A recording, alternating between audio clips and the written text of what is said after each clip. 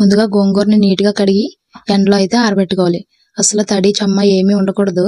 ఇప్పుడు stove on చేసుకుని కళాయిలో 1 టేబుల్ స్పూన్ ఆవాలు, 1/2 స్పూన్ మెంతులు, 1 స్పూన్ జీలకర్ర, అలాగే 1 స్పూను ధనియాలను కూడా వేసుకొని లో ఫ్లేమ్లోనే మంచి సువాసన వచ్చేంత వరకు ఫ్రై చేసుకోవాలి.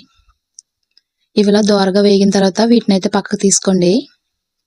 ఇప్పుడు అదే కళాయిలో 1 టేబుల్ స్పూన్ ఆయిల్ వేసుకోండి. ఇలా ఆయిల్ వేసిన తర్వాత మీ కారానికి తగినట్లుగా అయితే ఎండుమిర్చిని వేసుకోవాలి. నేను ఇక్కడ ఒక 30 వరకు ఎండుమిర్చిని అయితే తీసుకున్నాను. నేను తీసుకున్న గోంగూర అయితే ఇంచుమించుగా ఒక 400 గ్రాముల దాకా ఉన్నది. నేను ఇక్కడ ఎండుమిర్చిని అయితే ఇలాగా 2 కింద చిదుముకొని అయితే వేసుకున్నాను. ఇప్పుడు ఇందులోనే చిన్న నిమ్మకాయ సైజ్ అంతా చింతపండుని అయితే వేసుకోండి. నేను పుల్ల గోంగూరను తీసుకున్నాను కాబట్టి కొంచెమే వేసుకుంటున్నాను. మీరు తెల్ల గోంగూరను తీసుకుంటే పులుపు తక్కువగా ఉంటుంది కాబట్టి నేను వేసిన చింతపండుకి డబల్ అయితే వేసుకోవాలి. ఇలా చింతపండు కూడా వేసుకున్న తర్వాత చింతపండులోని తడి అంతా పోయేంత వరకు వేయించుకొని దీన్ని కూడా పక్కన పెట్టుకోండి. ఇప్పుడు 2 టేబుల్ స్పూన్ ఆయిల్ వేసుకొని మనం కడిగి ఆరబెట్టుకున్న గోంగూరను వేసుకోండి. మొత్తం అంతా ఒకేసారి వేయకుండా కొంచెం కొంచెంగా వేసుకొని అయితే ఫ్రై చేసుకోవాలి. ఇలా మొత్తం అంతా ఒకేసారి కాకుండా కొంచెం కొంచెంగా వేయించుకోవడం వల్ల గోంగూర జిగురు రాకుండా ఉంటది. చూడండి, ఇప్పుడైతే ఇది బాగా వేగింది కదా. ఈ వేగిన గోంగూరను అయితే ఒక ప్లేట్లోకి వేసుకొని ఇప్పుడు అదే కళాయిలో మరొక టేబుల్ స్పూన్ ఆయిల్ వేసుకొని మిగిలిన గోంగూరను కూడా ఫ్రై చేసుకోవాలి. మనం ఇక్కడ సన్ఫ్లవర్ ఆయిల్ కన్నా వేరుశనగ నూనె వాడితే పచ్చడి టేస్ట్ ఇంకా బాగుంటుంది.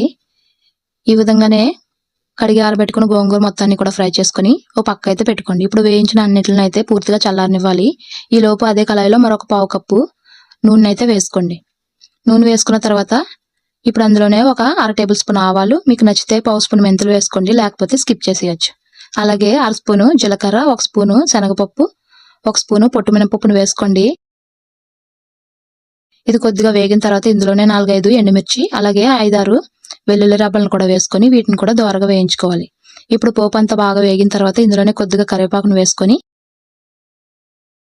కరివేపాకు క్రిస్పీగా అయ్యేంత వరకు వేయించుకున్న తర్వాత ఒక 1/2 స్పూను ఇంగువ, అలాగే 1/2 స్పూన్ పసుపును వేసుకొని ఒకసారి కలిపి స్టవ్ ఆఫ్ చేసుకొని ఈ పోపును అయితే పూర్తిగా చల్లారనివ్వాలి.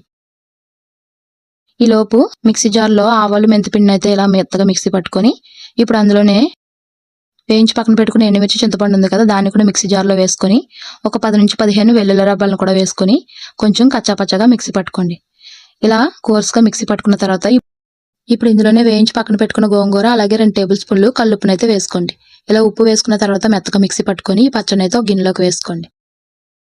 చల్లారిన పోపునైతే ఈ పచ్చడిలో వేసుకొని బాగా కలుపుకోవాలి. ఇలా కలుపుకున్న తర్వాత ఒక పూర్తి రోజంతా పక్కన వదిలేస్తే పచ్చడి అయితే ఉప్పు కారాలన్నీ బాగా పడతాయి. అంతేనండి, ఎంతో టేస్టీగా ఉండే గోంగూర నిలువ పచ్చడి అయితే రెడీ అయిపోయింది. Thank you for watching.